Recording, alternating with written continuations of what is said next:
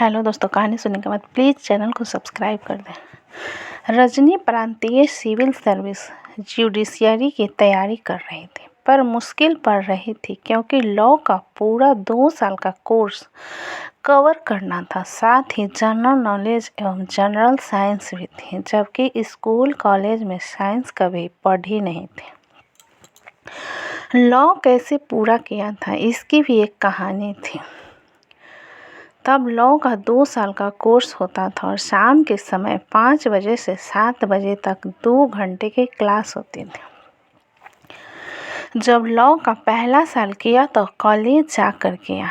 जब इम्तिहान दे रही थी तभी शादी तय हो गई। इधर घर में शादी की तैयारी थी, सामियाना तन गया था और रजनी इम्तिहान देने जा रही थी। इस सबसे असंतृप्त लग रहा था कि किसी और की शादी ही हो रही है, उसी की तैयारी है। वह बड़े निर्लिप्त भाव से देख रही थी और अपनी पढ़ाई में इम्तिहान देने में मग्न थी। तैयारी की ठीक नहीं हुई थी, किसी तरह इम्तिहान दे दिया। भाई ने कुछ मुख्य प्रश्न तैयार करने को कहे थे, उन्हें तैयार किया और वे ही आ गए। किसी तरह पास हो गए। भाई परेशान थे कि पता नहीं बहन पास होगी या नहीं, और बड़े भाई से यह बात कही। बड़े भाई ने कहा था कि वह तुम नहीं हो, बहन है, ज़रूर पास होगी, और वह पास हो गई थी। उसके बाद शादी होकर चली गई। लॉ का दूसरा साल रह गया, एक बेटी भी हो गई। शादी के 1 साल के अंदर रजनी ने सोचा कि अब लॉ कैसे पूरा होगा। लॉ प्राइवेट नहीं होता था, पर जहाँ कॉलेज से लॉ का पहला साल किया था वहाँ रूटीन में ही दूसरे साल में नाम लिखा गया था। अलग से कुछ नहीं करना पड़ा था। रजनी को इस बारे में कुछ पता नहीं था, न किसी ने कुछ कहा। दशहरे पर कुछ दिनों के लिए रजनी पीहर आई। तब भैया ने बताया कि लॉ के दूसरे साल में तुम्हारा नाम लिखा गया। वहाँ के प्रोफेसर बार बार कह रहे हैं कि तुम कॉलेज जाओ। रजनी ने कहा, अब कैसे जाऊँगी, हाजिरी पूरी कैसे होगी। भैया बोले, तुम हाजिरी पूरी होने की चिंता मत करो, वह प्रोफेसर देख लेंगे, पर तुम कॉलेज चली जाओ, चाहे 1-2 दिन के लिए ही जाओ, जाकर शक्ल दिखाओ। रजनी 2-3 महीने की गर्भवती थी। खैर वह कॉलेज गई। मुश्किल से 3-4 दिन रह गए, फिर वह वापस चली गई। कॉलेज जाना खत्म हो गया, गृहस्थी का रूटीन चलने लगा। कुछ अंतराल के बाद भैया की चिट्ठी आई, तुम लॉ की तैयारी कर लो, तुम्हारी हाजिरी पूरी करा दी है। रजनी के पास किताबें नहीं थी, उसने किताबें भेजने को कहा। उन्होंने लॉ की किताबें पार्सल से भिजवा दी। किताबें तो आ गई, पढ़ना भी शुरू किया। परीक्षा की तारीख भी आ गई। तैयारी भी अच्छे से पूरी नहीं थी, पर रजनी इम्तिहान देने पहुंच गई। लगता है भगवान के कुछ और ही मंजूर था, वे उसे असफल नहीं देखना चाहते थे।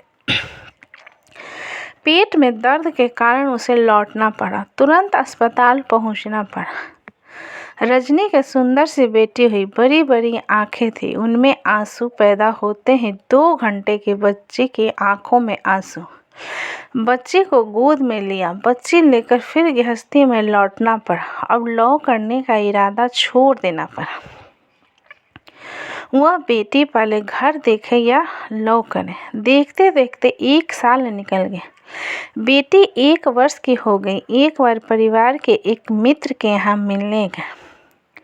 उनकी पत्नी रजनी से बोली, तुमने लॉ किया था, दूसरा साल नहीं करोगी। रजनी ने कहा, कैसे करूं, अब पढ़ाई कैसे होगी, लॉ प्राइवेट नहीं होता। वे बोली, तुमने दूसरे साल तो लॉ कॉलेज में एडमिशन लिया था, इम्तिहान नहीं दे पाई, उसी हाजिरी पर दूसरी साल बैठ सकती हो।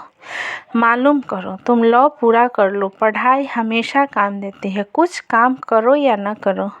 उनकी ये बात सुनकर अच्छा लगा, कुछ आशा बंधी। रजनी ने यूनिवर्सिटी को चिट्ठी लिखी कि ऐसे परीक्षा में नहीं बैठ पाई, अब उसी बेसिस पर क्या इस साल परीक्षा में बैठ सकती।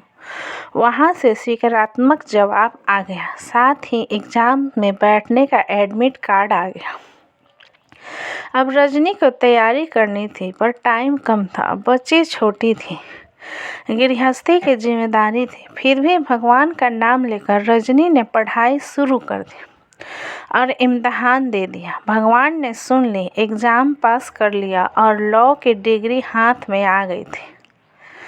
रजनी प्रांतीय सिविल सर्विस के कंपटीशन की तैयारी में लगी तो थी, बार बार मन में आता था कि आऊँगी कैसे। लॉ के दूसरे साल की पढ़ाई कॉलेज में नहीं की, एक तरह से प्राइवेट ही पढ़ाई करके इम्तिहान दिया, बिना किसी सहायता के, केवल भगवान के भरोसे। भगवान ने प्रार्थना सुनी, मैं सेकेंड डिवीज़न से पास हो गई। सेकेंड डिवीज़न वाला कंपटीशन में कैसे आएगा? इतने लोग कसकर पढ़ाई करके फर्स्ट डिवीज़न लेकर इम्तिहान में बैठेंगे, केवल इस बार 3 सीटें हैं, कैसे अब आ पाऊंगी? रजनी हिम्मत हारने लगती। तभी रजनी को ख्याल आया, भैया कह रहे थे कि उनका एक मित्र सेकेंड डिवीज़न में लॉ पास करके भी मुंसिफी में आ गया था। जब वह आ गया था तो मैं क्यों नहीं आ सकती? मेरा भी तो सेकेंड डिवीज़न है। फिर वह सोचती, हर साल 14-15 रिक्त स्थान निकलते हैं, इस बार तो केवल 3 ही हैं, कैसे आऊँगी? रजनी ने कहीं पढ़ा था, there is always place on the top, शिखर पर हमेशा जगह है। तो उसने यही मंत्र अपना लिया कि टॉप पर हमेशा जगह रहती है। बार बार रजनी अपने सेकेंड डिवीज़न का ख्याल मन से निकाल देती और सोचती कि जब भैया का वह फ्रेंड सेकेंड डिवीज़न लेकर सर्विस में आ सकता है तो मैं क्यों नहीं आ सकती हैं? सेकेंड डिवीज़न से क्या पढ़ाई कसकर करनी होगी। फिर बचपन से अच्छी पढ़ाई की है, उसका लाभ मिलेगा। इसी तरह रजनी अपने मन के धैर्य बांधती और भगवान से प्रार्थना करती। राम नाम मनि विषय ब्याल के, मेटत कठिन कुअंक भाल के। मूरी सुधारे हूँ सो सब भांति, आ जासो कृपा नहीं कृपा अघाती। रजनी की मेहनत सफल हुई, भगवान ने उसकी सुन ली। वह कंपटीशन में आई और टॉप करके आई। हमेशा शिखर पर जगह रहती है, यह बात पूरी हुई।